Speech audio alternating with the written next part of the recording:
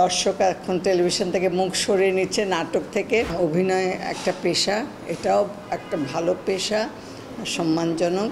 আমরা মানুষ, আমাদের অনুভূতি কাজ করে, এই অনুভূতিগুলো কাজ করে দেখে আমরা পশু এবং মানুষের মধ্যে আমরা যে পার্থক্য সেটা পাই। তো সেই প্রবৃত্তিগুলোকে সুন্দর করে তৈরি করা, আমরা অনেকেই বুঝতে পারি না আমাদের যে প্রবৃত্তি আছে সেগুলো খুব ভোঁতা হয়ে যাচ্ছে।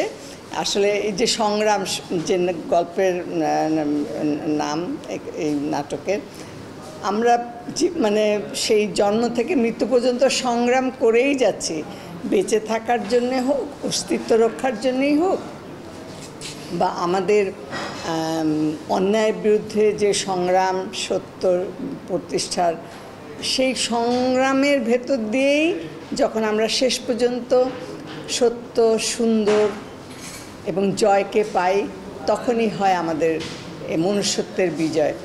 তা আসলে আমরা এগুলো যত এই ধরনের কাজ করব, আমাদের অনুভূতি যতই ভোঁতা হয়ে যাক, সেগুলো আবার জাগরিত হবে, ধারালো হবে, ক্ষুরোধার হবে, এবং অন্যায়ের বিরুদ্ধে প্রতিরোধ গড়ে তোলার জন্যে যে মন মানসিকতা, সেটাকে আমরা খুঁজে পাব। আমাদের সময় তো আমরা অন্য পেশার পাশাপাশি ভালো লাগা থেকেই এখানে আসতাম। তো এখন অভিনয় একটা পেশা, এটাও একটা ভালো পেশা, সম্মানজনক।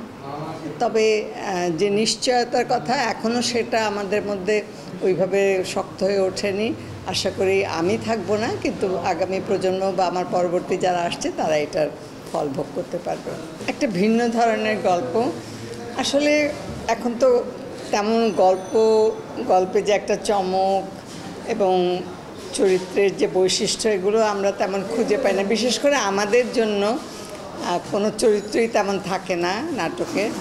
তো অনেক দিন পরে একটা সুন্দর গল্প এবং চরিত্র, আহমেদ হাসান নোমানের লেখা, আর নাজমুল রনির কাজ আমি আগেও করেছি, দক্ষ পরিচালক, এবং তার সাথে কাজ করে আগেও আনন্দ পেয়েছি, আজকেও ভালো লাগছে। কারণ সে অনেক ধরে কাজ করে, এবং প্রত্যেকটি চরিত্রের যে প্রয়োজন, সে চরিত্রটিকে দর্শকের কাছে বিশ্বাসযোগ্য করার জন্য যতটুকু পরিশ্রম করার সে করে। তো আজকে সারাদিনই কাজ করছি, ভালো লাগছে। এ ধরনের কাজ যত হবে আমরা দর্শক ধরে রাখতে পারবো।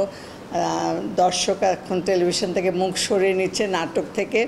এটা আমাদের জন্য, আমরা যারা দীর্ঘ প্রায় 60 বছর ধরে এই অভিনয় করে জীবন কাটিয়ে দিলাম, আমাদের জন্য অনেক কষ্টের, অনেক বেদনার। তো এখন আবার নতুন করে যখন এই ধরনের কাজগুলো দেখি, উৎসাহিত হই, আনন্দিত হই, পুলকিত হই, ভালো লাগে।